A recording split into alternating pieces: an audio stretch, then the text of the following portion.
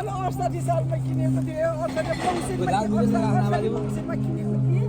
अनि मैले अब घर बनाउनु भनेर किनेको जग्गा हो।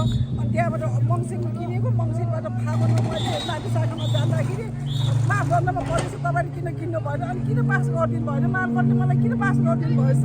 मेरो यो बकैटा साग आज किलो किनेको मैले सबै किलो तिरेर आएको छु, भर्खर मैले किलो तिरेर आएको छु, सबै किलो तिरेर आएको छु मैले। आज भर्खरै तिरेर आएको किलो मैले। आज मात्रै भर्खर किन लियो त यो किलो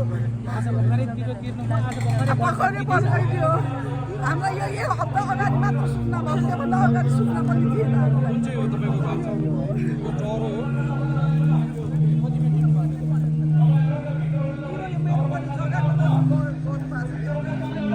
तरको हुँदैन भनेर दिएन नि।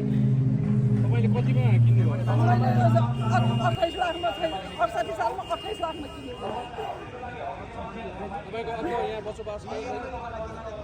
माइतीमा बसेको मान्छे हो, यहाँ घर बनाउँछ भने बसेको, म अहिले घर पनि छैन।